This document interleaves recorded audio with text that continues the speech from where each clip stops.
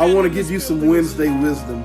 And I believe if you allow this wisdom to marinate in your pot for the rest of the week, you'll be blessed. This past summer, I was super busy. I was going through life, being a dad, being a husband, being a coach. And I was taking my son to a basketball game in Decatur. And I pull up to a Quick Trip. And I had to go out and get cash to get into the game. So I went into the ATM and I was behind a young man. And when I finally got up, I saw a kid just come in screaming and hollering. And he just was frantic and crying. And what had happened is that this little boy was in the back seat of a car with his brother, his baby brother. And someone stole the car. And someone threw him out of the car. After he was thrown out the car, that's when he came in and found his uncle. And the uncle dropped his milk and it splashed all over the floor of the Quick Trip. And he walked out into the parking lot and he just put his hands on his head and he started screaming and says, "That's not even my son. Those are my nephews. My sister's gonna kill me." And at that moment, I realized that I had left my kids in the car. Although I had a 12-year-old and, a 8-year-old and a 3-year-old at the time, I felt like they would be safe because I was going in and coming right back out. And I didn't really think because I was so busy with life and what was happening around me. So at times we must be careful of only thanking God for what he did do, only thanking him for the job, only thanking him for the pay raise, only thanking him for the new relationship, the new partnerships. Sometimes, just sometimes, you have to thank God for what he didn't allow to happen. See, I know that if my child had been stolen, that I couldn't have went home, not without those kids. I might as well have gotten the car and the car was gone. I might as well got a plane ticket to the middle of nowhere, Utah or somewhere. Because I couldn't come home without the kids.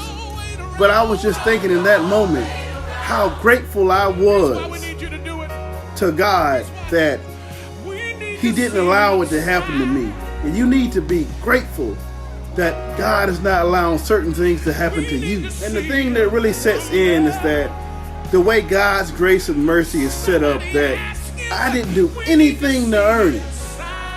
I didn't do anything to earn that grace of not having my car stolen with my kids in it. I didn't do anything to earn that mercy that he had over my life in that moment. And when you realize that there's nothing you can do to earn it, you also realize that there's nothing that you can do to lose it. So I know the devil's on you hard right now. I know he's telling you that, you've done this and you've done that and your sin is too big to be loved by God. But I'm here to tell you on this Wednesday that God loves you. He loves you in spite of yourself. He loves you because of who you are. So don't allow anyone, any devil to tell you that he doesn't love you. Don't even allow yourself to tell self that what you've done is so bad that you've walked out of grace. You've walked out of mercy. Yeah, you may have walked out of your call in place, but you haven't walked out of grace and mercy. You haven't did anything to lose it because you didn't do anything to earn it. The price was paid over 2,000 years ago on the cross. He stretched his arm out wide and he had those nails in his hands. And then 3 days later, he got back up. That was the cost that was paid for our grace and our mercy.